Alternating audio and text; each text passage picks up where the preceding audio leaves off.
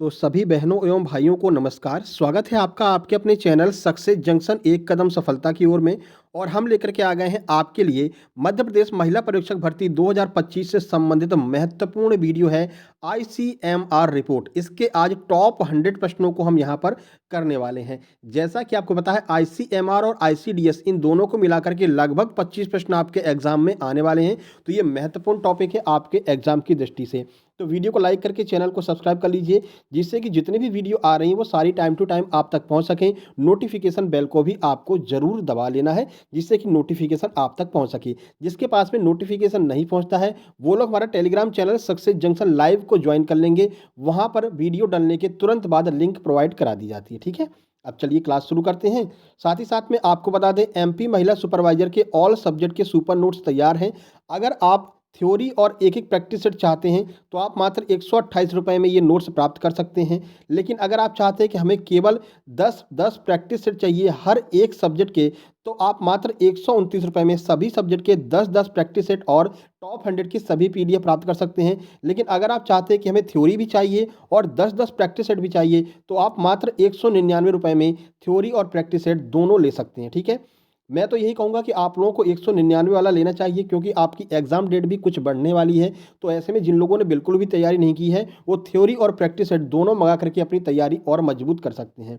साथ ही साथ में जिन लोगों को प्रैक्टिस सेट लगाना है उनके लिए फ़ायदे की बात ये होगी, आपने बहुत अच्छी तैयारी कर ली है लेकिन अभी भी आप अगर 130 नंबर के आसपास पहुंच रहे हैं टेस्ट में, तो ये प्रैक्टिस सेट लगाने के बाद में और ये थ्योरी पढ़ने के बाद में आप आसानी से अपने स्कोर को 20 से 22 नंबर बूस्ट कर सकते हैं। 150 के आसपास आप लोग पहुंच सकते हैं। ठीक है, तो ये आपके ऊपर डिपेंड करता है आपको कौन सा प्रैक्टिस सेट या फिर नोट से चाहिए। ठीक है, उसके लिए करना क्या होगा, यहाँ पर आपको स्कैनर दिखाई दे रहा है, इसी स्कैनर पर आपको 128 रुपये only theory plus 1 practice set, 199 theory plus 10 practice set, और केवल थ्योरी के लिए मतलब केवल प्रैक्टिस सेट के लिए 129 रुपये का पेमेंट करके इसी स्क्रीनशॉट पर आपको पेमेंट कर देना है। और उसका स्क्रीनशॉट इस व्हाट्सएप नंबर 7052547003 पर सेंड कर देना है। तुरंत की तुरंत आपने जो मंगाया है वो चीज़ आप तक पहुँच जाएगी। पीडीएफ फॉर्म में ये सारे नोट्स आप तक पहुँचने वाले हैं। ठीक है, तो अब आपको सब कुछ समझ में आ गया होगा। फिर भी कोई समस्या हो तो कमेंट बॉक्स में कमेंट कर सकते हैं, नहीं तो ये व्हाट्सएप नंबर आपको दिखाई दे रहा है, इस पर मैसेज करके आप जो है जानकारी ले सकते हैं। चलिए अब क्लास शुरू करते हैं। आइए देखते हैं टॉप 100 का पहला प्रश्न क्या है। चलिए देख लेते हैं। साथ ही साथ में आप लोगों को बता दें जिन लोगों का भी एमपी टेट वर्ग 3 चयन परीक्षा का एग्जाम है उन लोगों के भी नोट्स तैयार हैं। इसके अलावा एमपी आबकारी, एमपी पुलिस, एमपी वन रक्षक, जेल विभाग, एमपी एसआई सबके अपडेटेड नोट्स उपलब्ध हैं। आप लोग अपने अपने नोट्स प्राप्त कर सकते हैं, या आपका कोई भाई बहन अगर तैयारी कर रहा हो तो वो भी इन नोट्स को प्राप्त कर सकता है।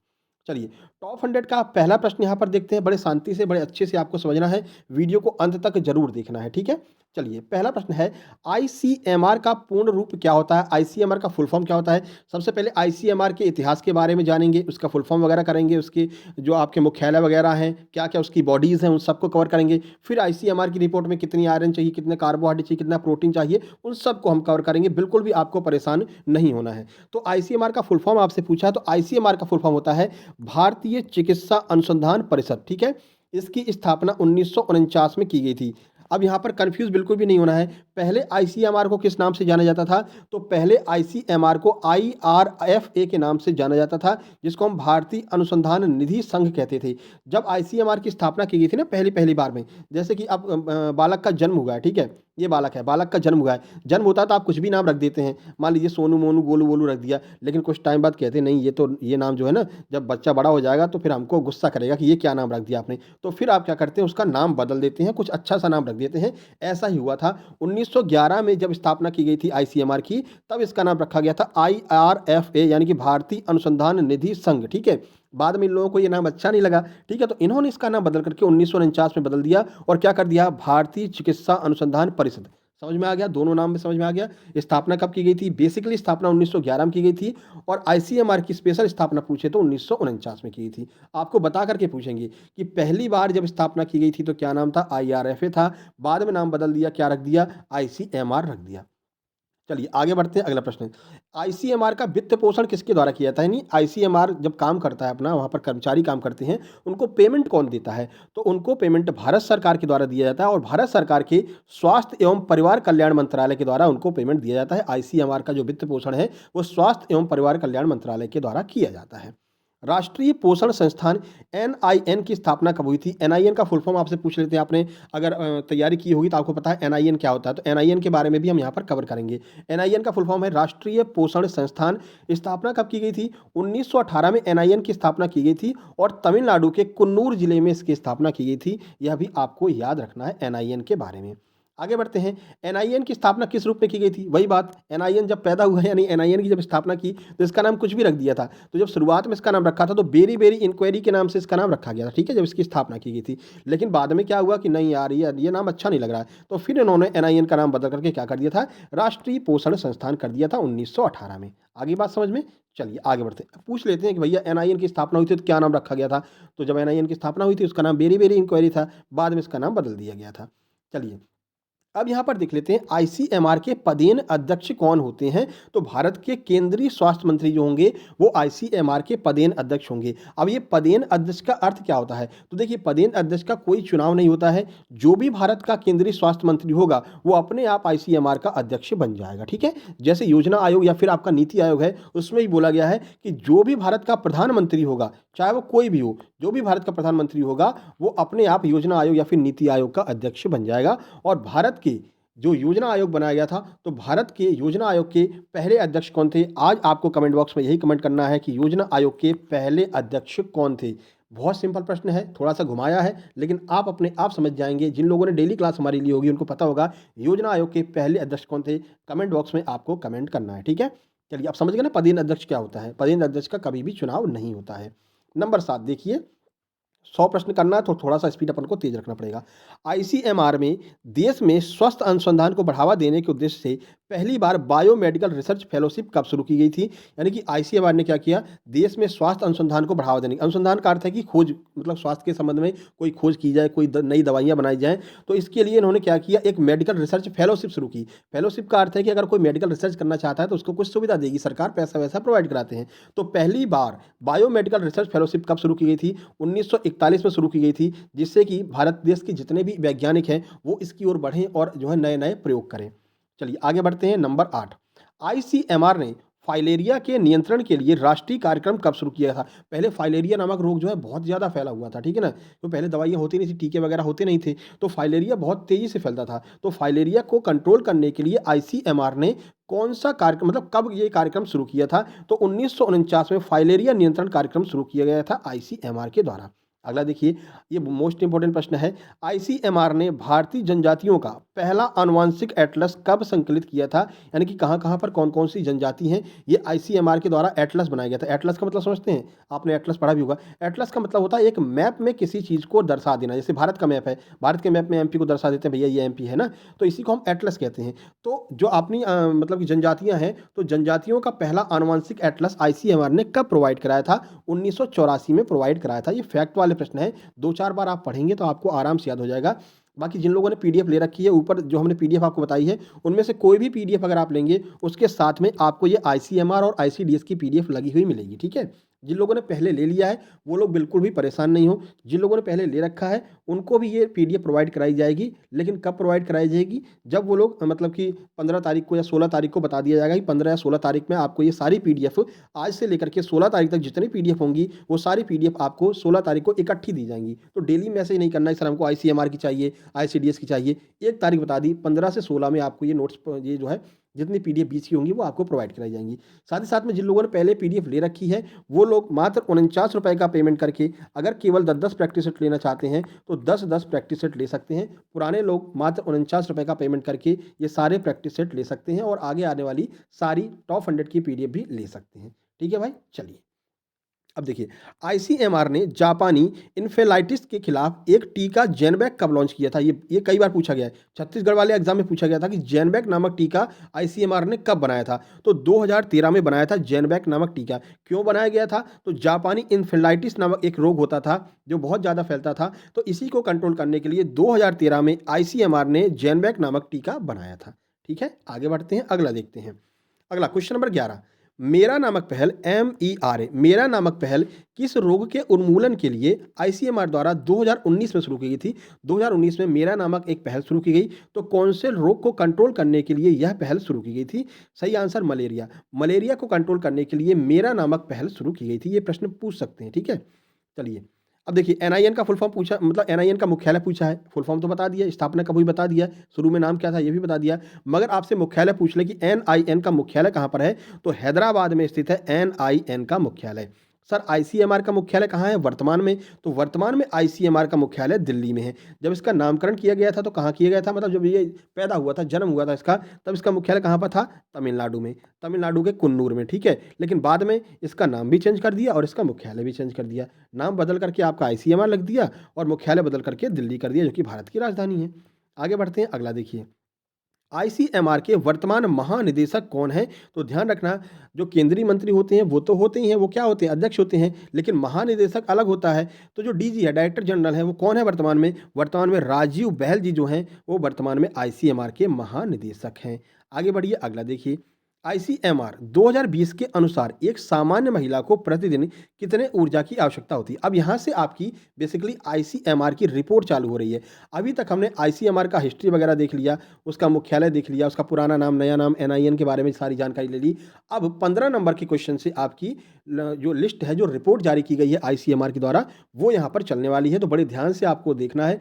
ये देखिए, रटने वाली चीज़ें हैं ये, ठीक है ना, लेकिन आप दिमाग लगा के 2-3 बार देख लेंगे ना, तो ये सारी चीज़ें आपको याद हो जाएंगी। बाकी PDF हम जब दे देंगे तो आप लोग उसको निकलवा करके याद कर लेना, कोई दिक्कत नहीं है, ठीक है। और बता रखा है PDF केवल और केवल उन लोगों को मिलेगी जिन लोगों ने ऊपर बताए गए तीनों PDF में से कोई एक PDF ले रखी हुई, चाहे 128 वाली, चाहे 129 वाली, या फिर 199 वाली, ठीक है।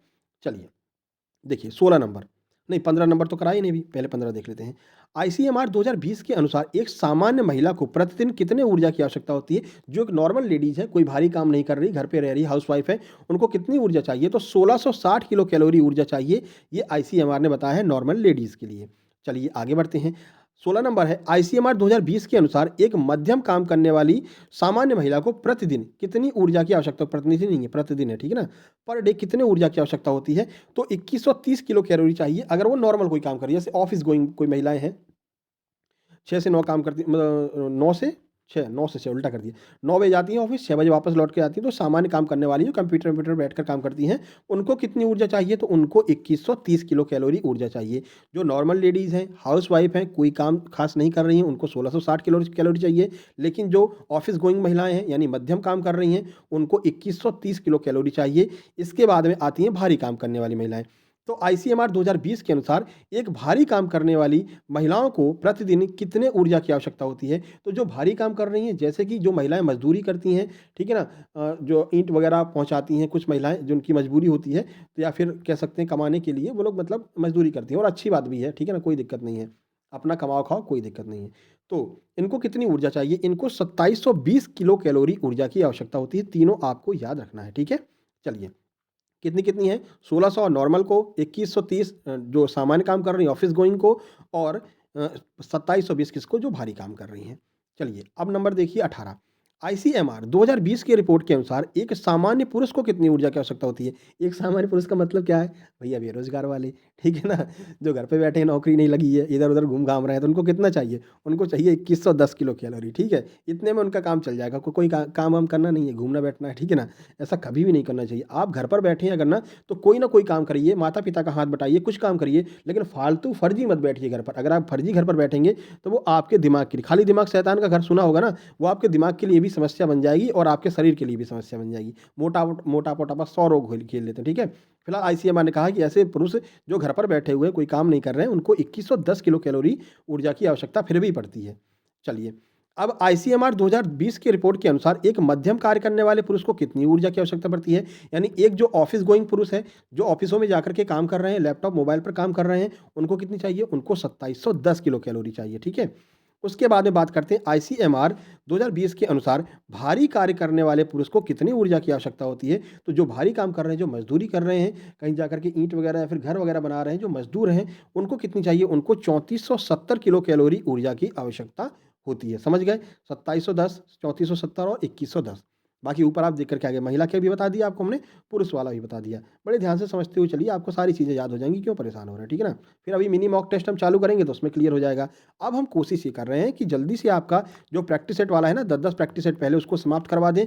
उसके बाद में टॉप 100 की जो पीडीएफ है इसको कवर कर दें, ठीक है? उसके बाद में आपका मिनी मॉक टेस्ट चालू कर देंगे 60-60 क्वेश्चन वाला, तो वहाँ पर भी आपका बेहतरीन रिवीजन हो जाएगा। बिल्कुल परेशान मत होइए, बस आप हमारे साथ बने रहिए, जैसा मैं कह रहा हूँ वैसा करते रहिए।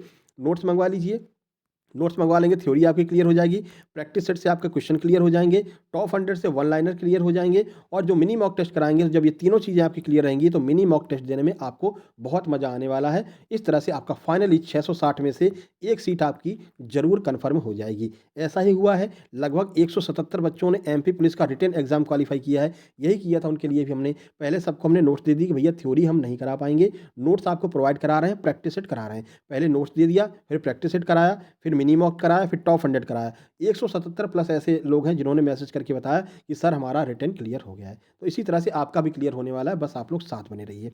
चलिए, अब यहाँ पर गर्भवती महिला का पूछ लिया है, ठीक है? सबके लिए अलग-अलग ऊर्जा की आवश्यकता होती है। तो एक गर्भवती महिला, जो सामान्य महिला को कितनी अतिरिक्त ऊर्जा की आवश्यकता होती है, तो जो गर्भवती है और सामान्य महिला है उसको कितनी ऊर्जा की आवश्यकता रहेगी, तो उसको चाहिएगी 350 किलो कैलोरी जो है ऊर्जा की आवश्यकता चाहिए रहेगी, ठीक है ना? चलिए आगे बढ़ते हैं।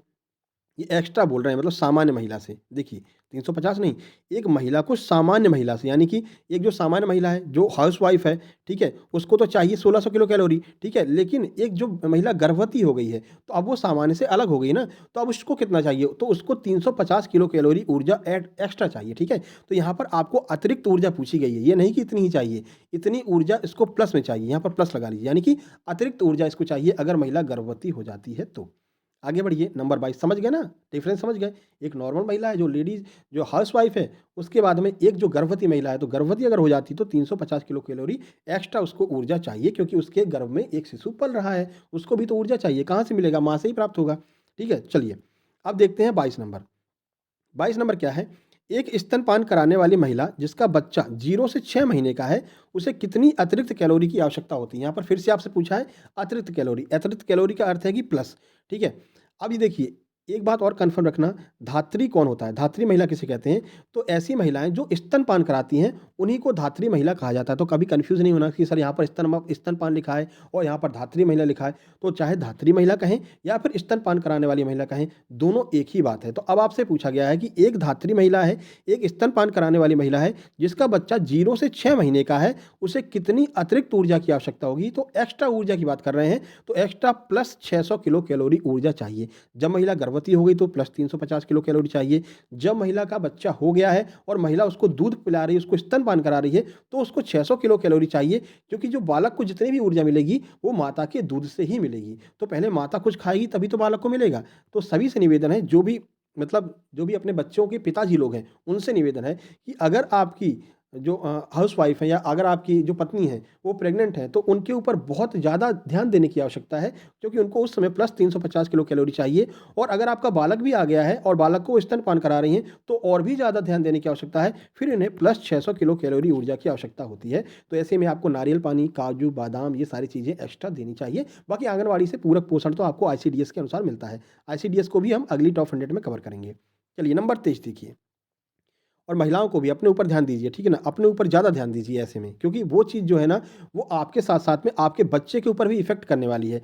पहले भी बता चुके हैं, अभी आप बच्चों को जितना पिला लेंगी, यानी कि 3 साल तक के बच्चे के ऊपर जितना आप ध्यान दे लेंगी, आगे के जो उसके 60 से 65 साल या 70 साल हैं, वो बहुत अच्छे से गुज़रने वाले हैं, ठीक है ना? क्यों? क्योंकि ऐसे में जो बालक की ज़्यादा जो बढ़ोतरी होती है, जो बालक की वृद्धि होती है, वो 1 से लेकर के 3 साल में बड़ी तेज़ी से वृद्धि होती है। इन सब के बारे में ऑलरेडी आपको प्रैक्टिस सेट बता चुके हैं कि 1 से 3 साल तक में कितनी वृद्धि होती है, 6 से 9 साल तक में कितनी वृद्धि होती है, 9 साल के बाद में वो थोड़ा-सा कमज़ोर होने लगता है, मतलब कमज़ोर का मतलब है कि वृद्धि होना कम हो जाती है, फिर उसके बाद बढ़ती है, सब कुछ आपको हम बता चुके हैं, ठीक है? चलिए, तो स्तनपान कराने वाली, अब यहाँ पर देखते हैं, एक स्तनपान कराने वाली महिला जिसका बालक 7 से 12 महीने का है, उसे कितनी अतिरिक्त कैलोरी की आवश्यकता होगी? अब उस महिला को केवल 520 किलो कैलोरी एक्स्ट्रा चाहिए। सर ये क्या है? 0 से 6 वर्ष का जब बालक था तब तो आप 600 किलो कैलोरी दे रहे थे, और अभी आप कह रहे हो 520, जबकि बालक तो बड़ा हो गया है। देखिए 6 महीने के बाद में क्या होता है? 6 महीने के बाद में बालक का अन्नप्राशन करा दिया जाता है। अब बालक बाहर से भी कुछ खाने लगा है, जैसे कि दाल का जूस खाने लगा है।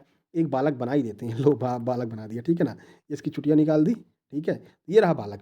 अब बालक क्या कर रहा है, बालक बाहर से कुछ ना कुछ खा रहा है, जैसे कि कुछ अन्न खिलाने लगते हैं आप, दाल का जूस पिलाने लगते हैं, ठीक है, फलों के जूस पिलाने लगते हैं, तो ऐसे में बालक को बाहर से भी कुछ ना कुछ मिल रहा है। तो अब माता को ज़्यादा कैलोरी की आवश्यकता नहीं है, अब भी उसको केवल 520 किलो कैलोरी चाहिए, क्योंकि अब बालक जो है दूध कम पिएगा, बाहर की चीज़ें खाएगा, तो अब महिला को भी कम कैलोरी की आवश्यकता होती है। लेकिन जो 0 से 6 माह तक का बालक होता है, वो तो टोटली डिपेंड होता है किस पर, महिला के दूध पर, इसलिए उस समय महिला को ज़्यादा कैलोरी की आवश्यकता होती है। समझ गए ना?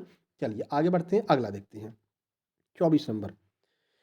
24 नंबर कह रहा है कि 0 से 6 महीने के बच्चे को कितनी ऊर्जा की आवश्यकता होती है। अब हम बच्चे की ही बात करते हैं, अगर वो बालक 0 से 6 महीने का है तो उसे कितनी कैलोरी ऊर्जा की आवश्यकता होगी। तो अब उस बालक को टोटल 530 किलो कैलोरी ऊर्जा की आवश्यकता चाहिए, अगर वो 6 महीने का बालक है तो, ठीक है।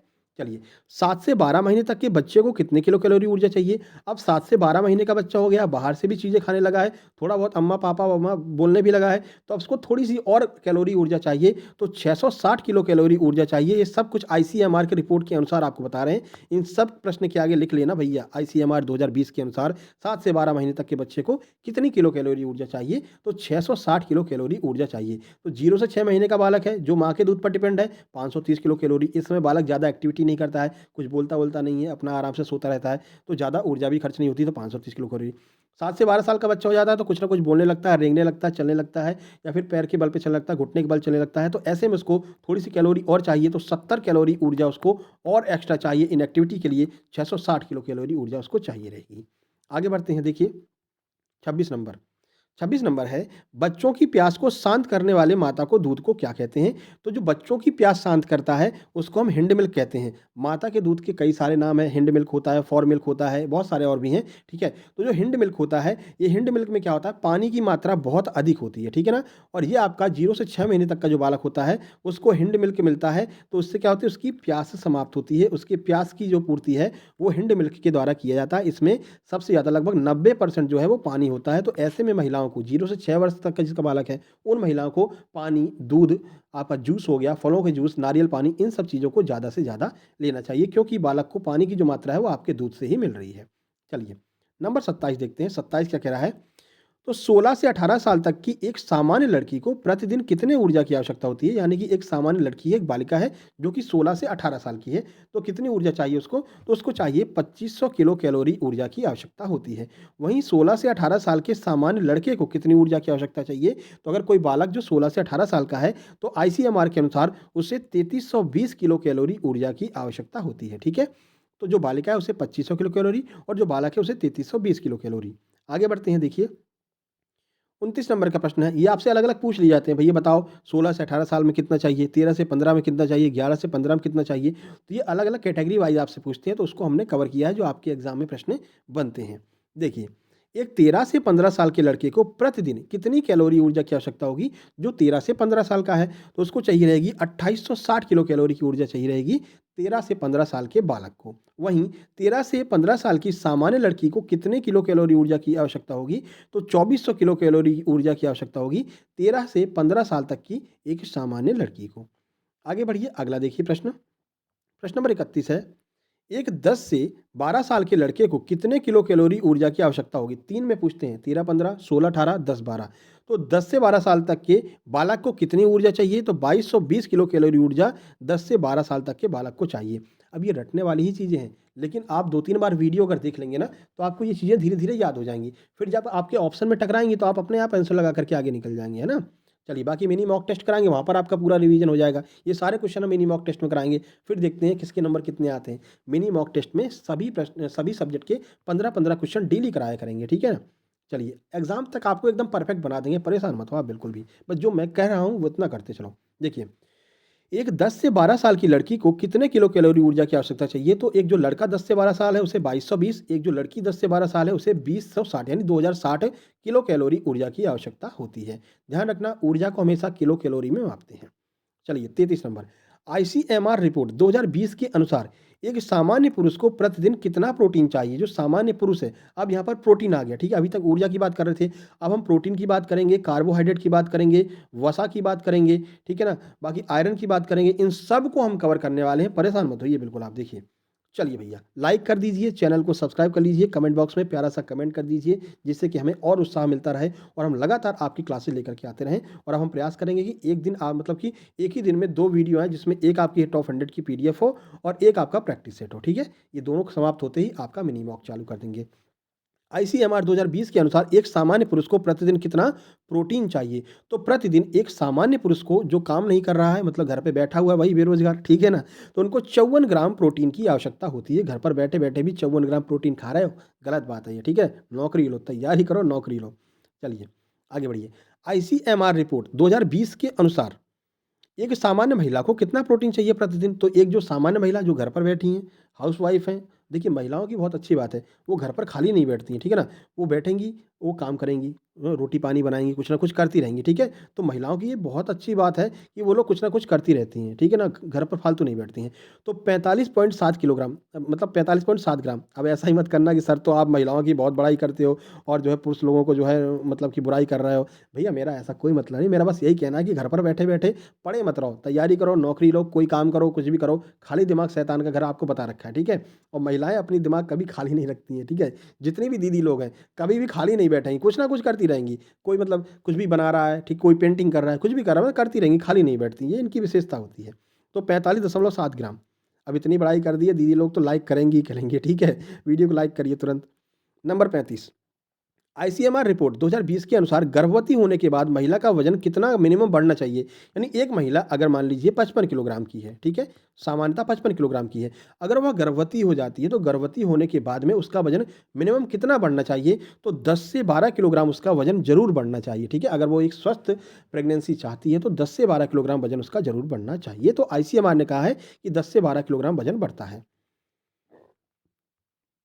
अब देखिए, आईसीएमआर रिपोर्ट 2020 के अनुसार एक सामान्य महिला का औसत वजन कितना होना चाहिए? यानी एक जो सामान्य महिला है उसका वजन कितना होना चाहिए जो गर्भवती नहीं है?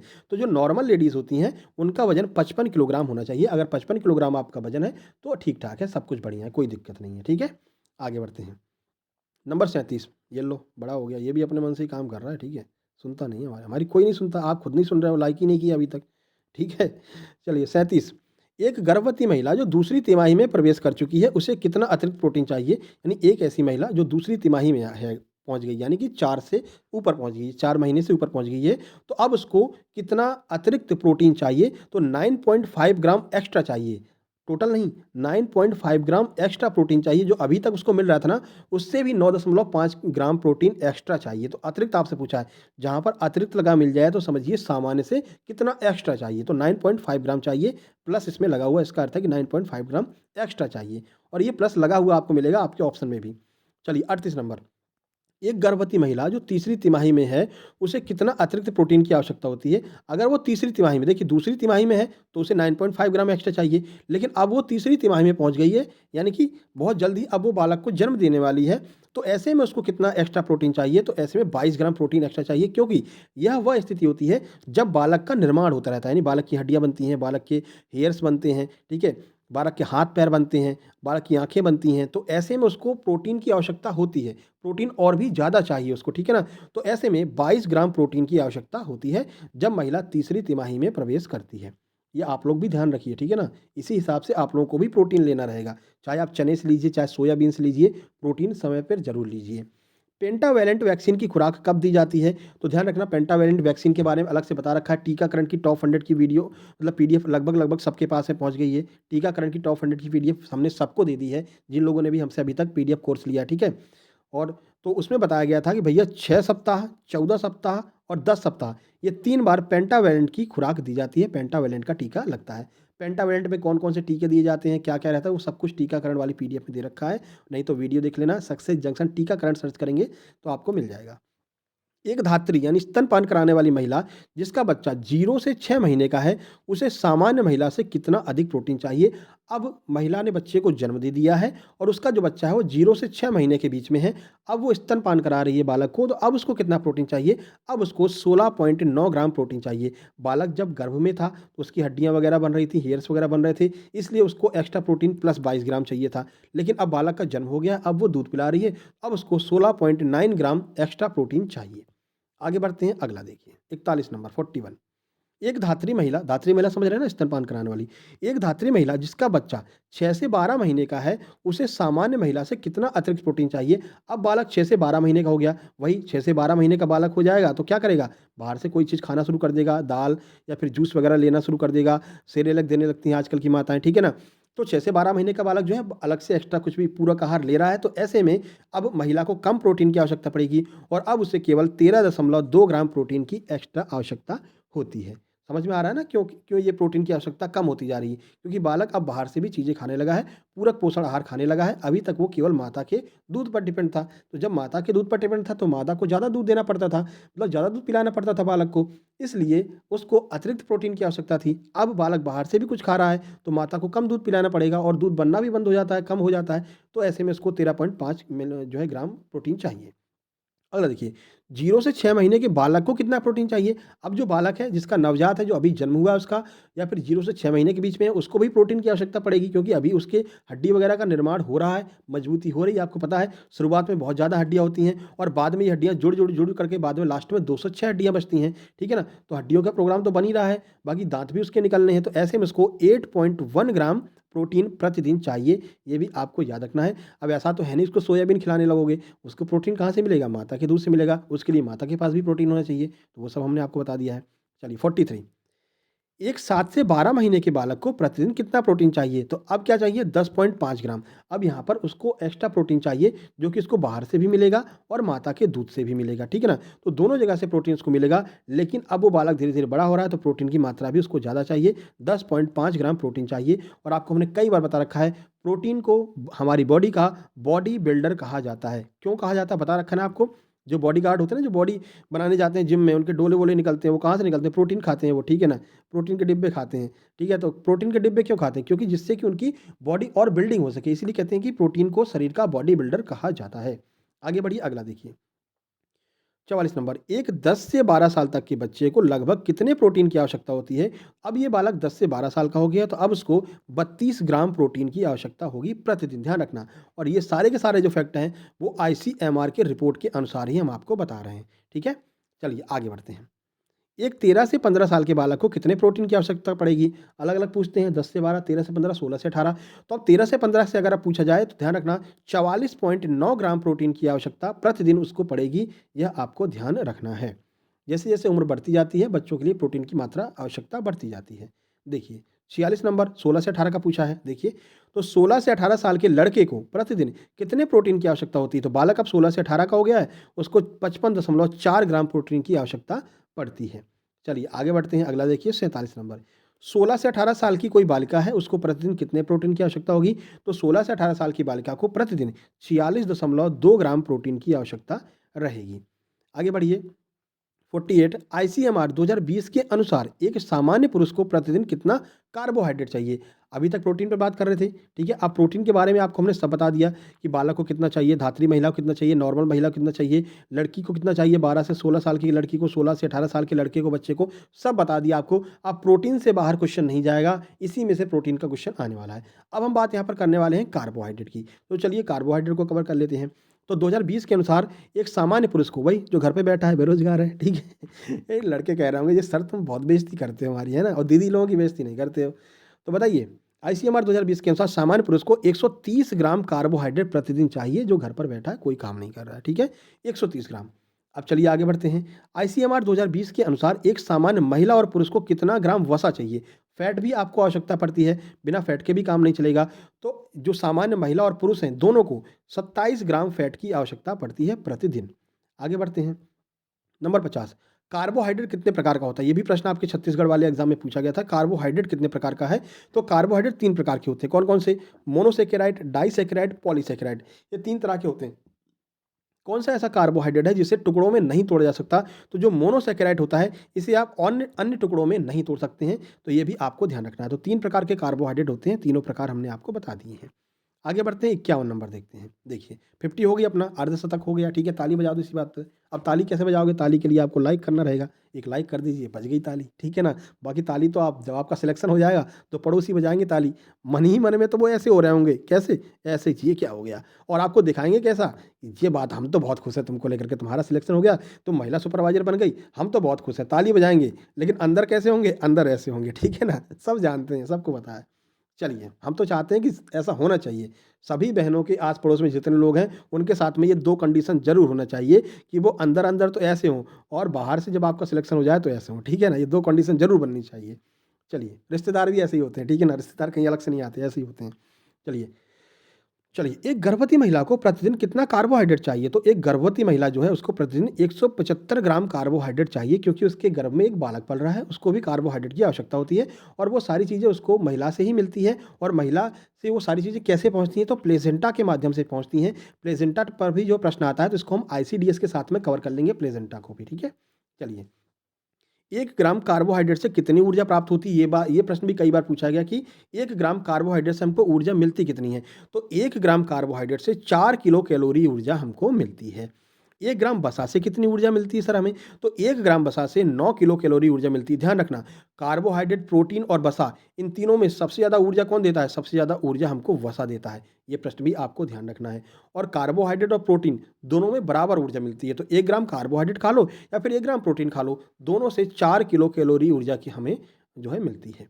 आगे बढ़िए, 56 नंबर। एक धात्री महिला को प्रतिदिन कितना कार्बोहाइड्रेट चाहिए? धात्री महिला, समझ गए ना, स्तनपान करा रही है महिला, उसको कितना कार्बोहाइड्रेट चाहिए? तो उसको 200 ग्राम कार्बोहाइड्रेट की आवश्यकता होती है।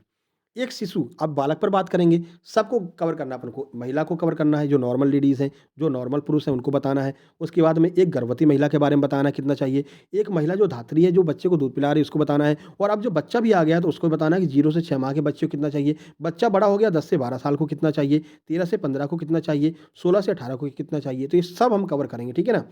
और मात्र आपका ज़्यादा से ज़्यादा 40-42 मिनट में ये सारी आपका टॉपिक कवर हो जाएगा, ठीक है। बहुत सारे जो टीचर होते हैं वो आते हैं, भैया 10 प्रश्न कराएँगे और 1 घंटे का समय लेते हैं, फालतू की इधर-उधर की बातें, अपना ये काम नहीं है। आधे से आधा घंटा या 40-42 मिनट में, टॉप 100 होगी तो 40 से 42 मिनट में, और प्रैक्टिस सेट होंगे तो आधे घंटे में आपका हम कवर करा देते हैं, ठीक है ना। अब देखिए अपन पहुँच गए ना 56 नंबर क्वेश्चन पे, तो 200 ग्राम हो गया। 57 नंबर देखिए, एक शिशु जो 6 महीने का है, 0 से 6 के बीच में है, उसे कितना कार्बोहाइड्रेट चाहिए? तो 0 से 6 महीने का जो आपका शिशु है, उसको 55 ग्राम कार्बोहाइड्रेट प्रतिदिन चाहिए रहता है। आगे बढ़ें, 58 नंबर देखिए, नवजात शिशु किसे कहते हैं? अब बड़ा कन्फ्यूजन रहता है कि 0 से 6 माह का जो बालक होता है, क्या उसे नवजात कहते हैं? नहीं, उसको हम शिशु कहेंगे, नवजात नहीं कहेंगे।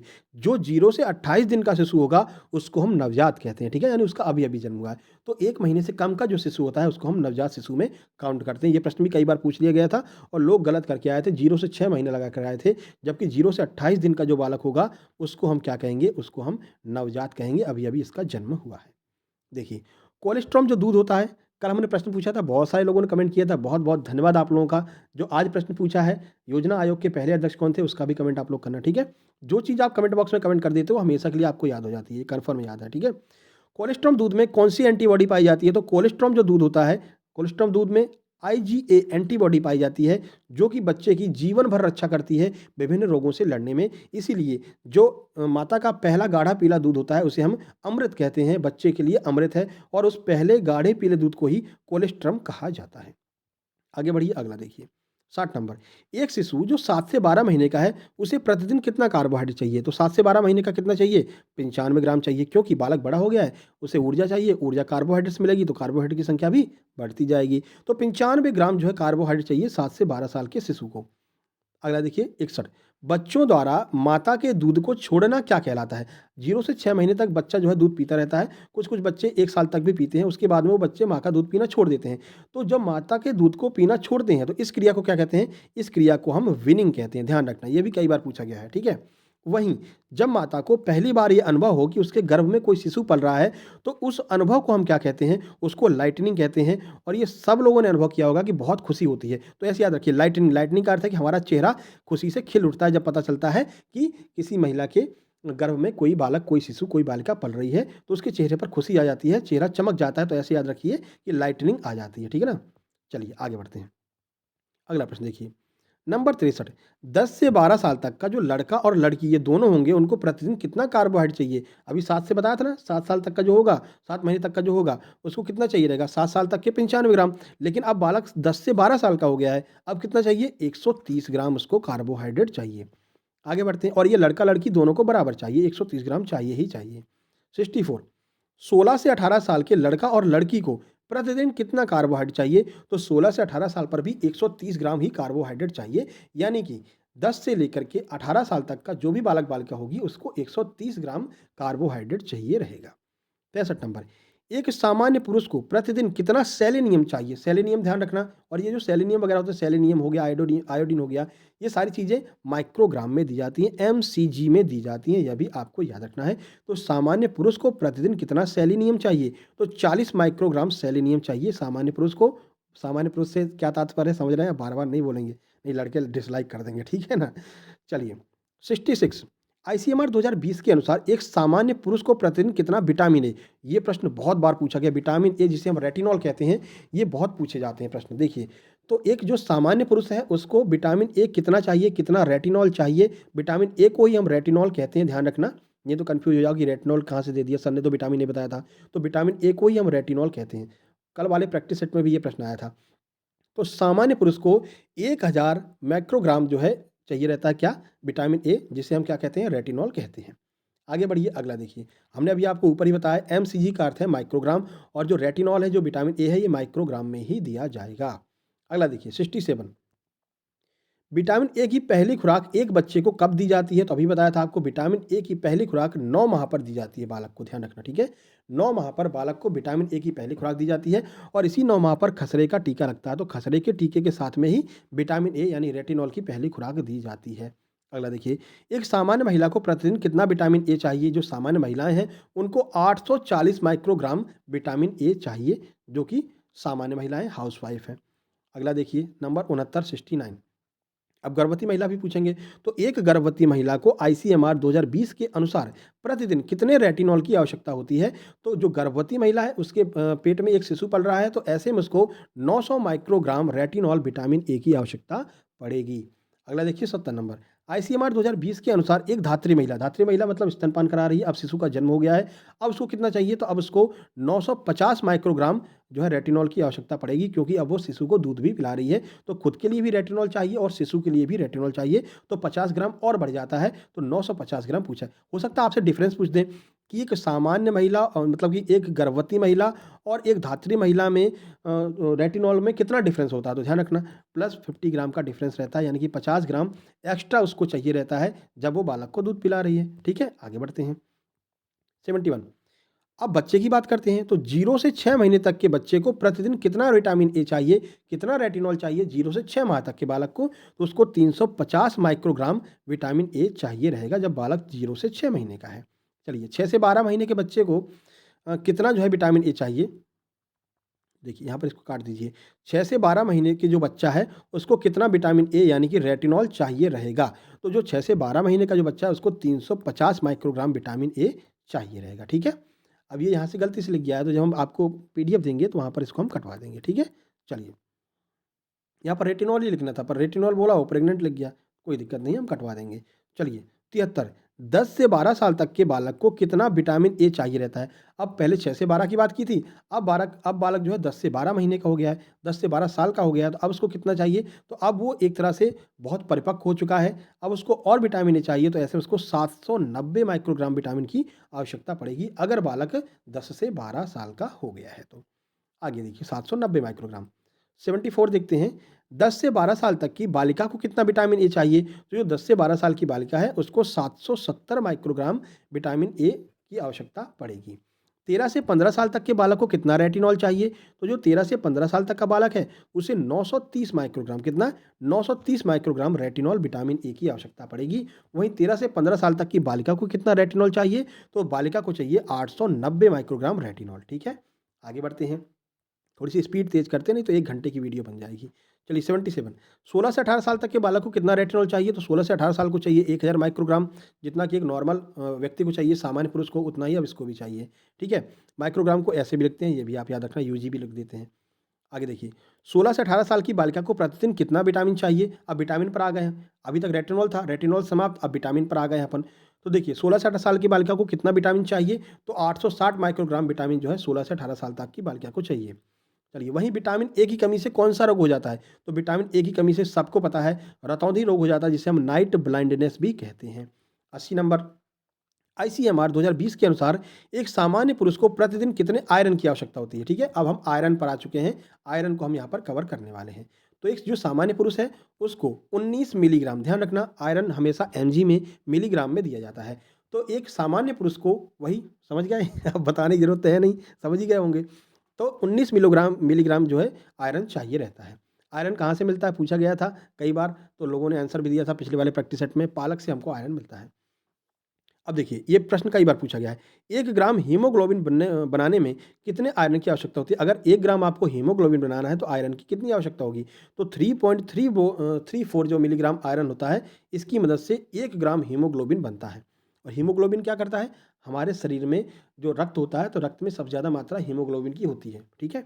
देखिए 82, हीमोग्लोबिन में हीम नामक रंजक पाया जाता है, जिसकी वजह से हमारा रक्त लाल रंग का दिखाई देता है, ये भी ध्यान रखना। 82, एक सामान्य महिला को प्रतिदिन कितनी आयरन की आवश्यकता होती है? जो सामान्य हाउसवाइफ है उन्हें कितना चाहिए रहता है आयरन? उन्हें 29 मिलीग्राम आयरन की आवश्यकता होती है। वहीं अब ये महिला गर्भवती हो गई है, तो गर्भवती महिला को कितने आयरन की आवश्यकता होगी प्रतिदिन? तो प्रतिदिन 40 मिलीग्राम की आवश्यकता होती है। इसीलिए आंगनवाड़ी से आपको आयरन की गोलियां दी जाती हैं, आयरन और विटामिन ई की गोलियां दी जाती हैं, सबको खाना चाहिए, बहुत जरूरी होती हैं, ठीक है ना? तो 40 मिलीग्राम आयरन की आवश्यकता होती है एक गर्भवती महिला को। वहीं अब बालक का जन्म हो गया है, महिला स्तनपान करा रही है, धात्री महिला है, तो एक धात्री महिला या फिर स्तनपान कराने वाली महिला को कितने आयरन की आवश्यकता होगी? तो ऐसे में उस महिला को 23 मिलीग्राम आयरन की आवश्यकता होगी। सर यहाँ पर ज़्यादा क्यों लग रहा था? क्योंकि जो शिशु है वो उसके पेट में था और उसके लिए भी आयरन की आवश्यकता थी, उसको भी आयरन चाहिए रहता था और उसको भी ब्लड जाता था, महिला का जो ब्लड है वो शिशु के पास में भी जाता था। उसका सारा काम, शिशु का जो सारा काम है वो महिला के ब्लड से चल रहा था। तो ऐसे में उसको 40 मिलीग्राम आयरन की आवश्यकता थी। अब बालक का जन्म हो गया है तो अब उसको आयरन की इतनी आवश्यकता नहीं पड़ती है। तो स्तनपान कराने वाली महिला को 23 मिलीग्राम 23 mg आयरन की आवश्यकता रहती है। अगला 85, 0 से 12 महीने तक के बच्चे को कितना आयरन चाहिए? अब जो बालक है वो 0 से 12 महीने यानी 1 साल का हो गया, इसको कितना आयरन चाहिए? तो बालक को चाहिए 3 मिलीग्राम आयरन, चाहे 0 से 6 हो, मतलब 0 से 12 साल का बालक है, 12 महीने का बालक है, उसको 3 मिलीग्राम आयरन की आवश्यकता पड़ेगी। अगला देखिए, अब बालक क्या है? अब बालक 12, अभी तक 12 की बात कर रहे थे, 12 महीने यानी 1 साल की। अब बालक 1 साल से 3 साल का हो गया है, तो 1 साल से 3 साल तक के बालक को प्रतिदिन कितनी आयरन चाहिए? तो ऐसे में उसको 8 मिलीग्राम आयरन की आवश्यकता होगी, अगर बालक 1 से 3 साल का हो गया है तो।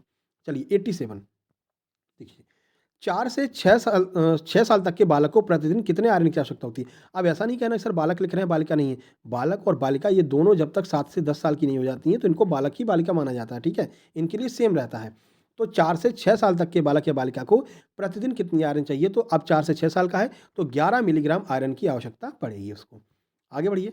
7 से 9 साल तक के बालक को कितना मिलीग्राम आयरन चाहिए? अब 7 से 9 साल तक का हो गया है, तो ऐसे में उसको 15 मिलीग्राम आयरन की आवश्यकता पड़ेगी। अब देखिए 10 से 12 साल तक के बालक को प्रतिदिन कितना आयरन चाहिए? अब 10 से 12 साल तक का बालक हो गया है, तो अब उसको कितना आयरन चाहिए? तो अब उसको 16 मिलीग्राम आयरन चाहिए और 10 से 12 साल से ही ये बालक और बालिका में डिफरेंस हो जाता है, ठीक है? जब 10 साल तक अपन क्या कहते हैं? एक ही है, बालक बालिका दोनों को एक ही ऊर्जा की आवश्यकता होती है। लेकिन जब 10 से 12 साल से ऊपर होते हैं, तो ऐसे में बालक और बालिका अलग हो जाती है। अब बालिका के लिए हमने चुटिया बना दी है, बालक के लिए उसका जो है बाल बना देते हैं, ठीक है ना? ये लो भैया। बताओ ड्राइंग अच्छी लग रही है कि नहीं लग रही है? ठीक है, बालिका की चुटिया बना रखी है, ठीक है ना? तो अब क्या है, अब यहाँ से डिफरेंस होना शुरू हो गया दोनों में डिफरेंस होगा, ये माइनस ये प्लस। अब चलिए देख लेते हैं। तो 10 से 12 साल तक का जो बालक है उसको चाहिएगा 16 मिलीग्राम और 10 से 12 साल तक की जो बालिका है उसको चाहिएगा 28 मिलीग्राम। सर 28 मिलीग्राम, बालक को तो 16 ही चाहिए, बालिका को 28 मिलीग्राम क्यों चाहिए सर? ये तो गड़बड़ है। तो ऐसा इसलिए होता है क्योंकि 10 से 12 साल तक की जो महिला, जो बालिका होती है, अब वो धीरे धीरे मतलब बड़ी होने लगती है, यानी कि समझ सकते हैं, पीरियड्स आने उसके शुरू हो जाते हैं। तो पीरियड्स में क्या होता है, जो ब्लड होता है वो ब्लड का लॉस होता है, ठीक है ना? तो ऐसे में उसको ब्लड की बहुत ज़्यादा आवश्यकता होती है और ब्लड हमें किससे मिलता है? आयरन से मिलता है। तो ऐसे में उसको आयरन की भी ज़्यादा आवश्यकता होगी, यानी कि 28 मिलीग्राम आयरन की आवश्यकता बालिका को होती है। आगे बढ़िए। 13 से 15 साल तक के लड़के को, यानी कि बालक को कितना आयरन चाहिए प्रतिदिन? तो उसको चाहिए 22 मिलीग्राम, जो लड़का है उसको 22 मिलीग्राम चाहिए। वहीं 13 से 15 साल की जो लड़की है उसको कितना चाहिए? तो अब उसको 30 मिलीग्राम आयरन की आवश्यकता पड़ेगी, ठीक है? सारी चीज़ें समझ में आ रही है ना? बताना कमेंट बॉक्स में, ठीक है? चलिए 93, 93 है, 16 से 18 साल तक के बालक को, अब ये पृथ्वी लिख गया है, टाइपिस्ट महोदय भी क्या कर देते हो, प्रतिदिन कितना मिलीग्राम आयरन चाहिए जब वो बालक 16 से 18 साल का हो गया, तो 16 से 18 साल तक के बालक को 26 मिलीग्राम आयरन चाहिए। वहीं आईसीएमआर रिपोर्ट 2020 के अनुसार 16 से 18 साल तक की बालिका को कितना आयरन चाहिए, तो बालिका को चाहिए 32 मिलीग्राम। ठीक है, आयरन की मात्रा हमेशा बालिका को ज़्यादा चाहिए रहती है। क्यों चाहिए रहती है, वो कारण हमने आपको बता दिया है। ठीक है, आगे बढ़ते हैं। हीमोग्लोबिन की कमी से कौन सा रोग हो जाता है, सबको पता है हीमोग्लोबिन की कमी से एनीमिया रोग हो जाता है, जिसे हम रक्त प्लाता भी कहते हैं। ठीक है ना, तो एनीमिया रोग हीमोग्लोबिन की कमी से हो जाता है, याद रखना। एक नवजात शिशु को प्रतिदिन कितनी हीमोग्लोबिन की आवश्यकता होती है, तो ध्यान रखना 17 से 20 ग्राम हीमोग्लोबिन चाहिए प्रति डेसीलीटर जो रक्त होता है उसमें। ठीक है, तो ये डेसीलीटर ध्यान रखना, ग्राम प्रति डेसीलीटर, जहाँ पर भी जी और डीएल लगा मिल जाए तो समझ लेना इतने ग्राम प्रति डेसीलीटर, तो 17 से 20 ग्राम प्रति डेसीलीटर हीमोग्लोबिन की आवश्यकता होती है। चलिए 97, एक वयस्क पुरुष में हीमोग्लोबिन की सामान्य मात्रा कितनी होती है, जो सामान्य मात्रा एक वयस्क पुरुष में होती है कितनी होती है, तो ध्यान रखना 13 से 18 ग्राम हीमोग्लोबिन होता है प्रति 100 मिलीलीटर रक्त में। 100 ml रक्त में 100 ml रक्त में 13 से 18 ग्राम हीमोग्लोबिन अवश्य होना चाहिए, तो वो स्वस्थ पुरुष माना जाएगा। आगे बढ़िए, एक स्वस्थ महिला को हीमोग्लोबिन की सामान्य मात्रा महिला में कितनी होती है, तो 12 से 15 ग्राम सामान्य हीमोग्लोबिन रहना चाहिए 100 मिलीलीटर रक्त में। यानी 100 ml रक्त में अगर महिला का रक्त 100 ml है तो कम से कम 12 से 15 ग्राम उसमें हीमोग्लोबिन अवश्य होना चाहिए। 99 देखते हैं, जल्दी सेंचुरी अपनी होने वाली है।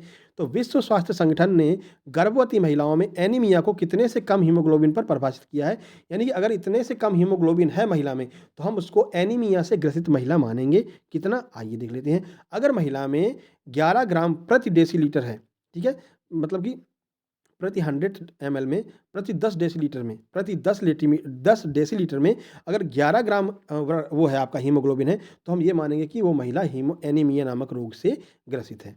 ठीक है, अगला देखिए, ऐसे कर लो इसको। देखिए, तो यह गर्भवती महिला को गंभीर एनीमिया से पीड़ित कब माना जाएगा, यानी कि एक गर्भवती महिला जो है, अभी तक क्या बात कर रहे थे कि सामान्य महिला, ये रही सामान्य महिला। ठीक है ना, सामान्य महिला की बात कर रहे थे। किसने, WHO ने माना था कि गर्भवती महिला में कितना होगा तो हम इसको एनीमिया से ग्रसित मानेंगे, तो अगर 11 ग्राम प्रति डेसीलीटर होगा तो एनीमिया से ग्रसित मानेंगे। लेकिन यदि गर्भवती महिला को गंभीर एनीमिया का अर्थ है कि बहुत ज़्यादा एनीमिया रोग से ग्रसित है, तो कब मानेंगे कि उसको गंभीर एनीमिया रोग है, तो जब हीमोग्लोबिन की मात्रा 7 ग्राम प्रति डेसीलीटर से कम हो जाएगी तो समझ लीजिए वो गंभीर एनीमिया से ग्रसित है। सामान्य एनीमिया कब होगा, 11 ग्राम प्रति डेसीलीटर, लेकिन 7 ग्राम प्रति डेसीलीटर पर अगर हीमोग्लोबिन पहुंच गया तो इसको हम क्या कहेंगे, गंभीर एनीमिया से यह ग्रसित है। इस तरह से आपके 100 प्रश्न कंप्लीट होते हैं। ठीक है, तो ये PDF notes Atul Shukla sir के द्वारा स्वयं तैयार किए गए हैं। किसी अन्य यूट्यूब चैनल के द्वारा इसको यूज करना प्रतिबंधित है। कोई अन्य यूट्यूब चैनल अगर इसको यूज करता है तो आप हमें बताइएगा। ठीक है, और बेहतर तैयारी के और सेव सिलेक्शन के लिए चैनल को सब्सक्राइब कर लीजिए।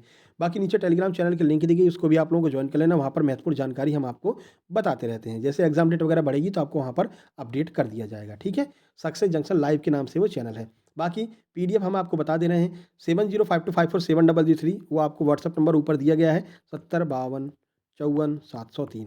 इस पर आपको मैसेज करके अपने पीडीएफ नोट से प्राप्त कर लेने हैं। हमारे अकॉर्डिंग काम करते चलिए। देखिए, बहुत सारे लोगों ने 1599 का कोर्स बेचा है, 1499 का कोर्स बेचा है, और अब उन लोगों ने क्लास बंद भी कर दी है। ठीक है ना, अब परेशान हो रहे हैं आप लोग। और हम क्या कर रहे हैं, आपको अपने अकॉर्डिंग काम करा रहे हैं। 128 का नोट्स लीजिए, थ्योरी कंप्लीट हो जाएगी। 129 का नोट्स लीजिए, प्रैक्टिस सेट कंप्लीट हो जाएंगे। थ्योरी और प्रैक्टिस दोनों चाहिए तो मात्र 199 में मिल जाएगा। ठीक है, उसके बाद में टॉप 100 की पीडीएफ आपको इस सबके साथ मिलेगी, जिन लोगों ने कोई भी पीडीएफ ले रखी है। उसके बाद में हम मिनी मॉक टेस्ट कराएंगे। तो बढ़िया सी तैयारी आपकी हम करवा तो रहे हैं, काहे परेशान हो रहे हो। ठीक है ना, तो परेशान बिल्कुल भी नहीं होना है। मुस्कुराते हुए वीडियो को लाइक कर देना है और चैनल को सब्सक्राइब कर देना है। चलिए मिलते हैं नेक्स्ट, आपकी क्लास प्रैक्टिस सेट की होगी, जो अगली प्रैक्टिस सेट आने वाला है। अभी कल क्या कराया था, बालक विकास शायद कराया था। अब अगला प्रैक्टिस सेट आपका पोषण एवं स्वास्थ्य का आने वाला है, तो वो प्रैक्टिस सेट नंबर जो भी होगा वो अगली वीडियो में आ जाएगा। ठीक है, चलिए मिलते हैं एक नेक्स्ट वीडियो में, तब तक के लिए नमस्कार, धन्यवाद।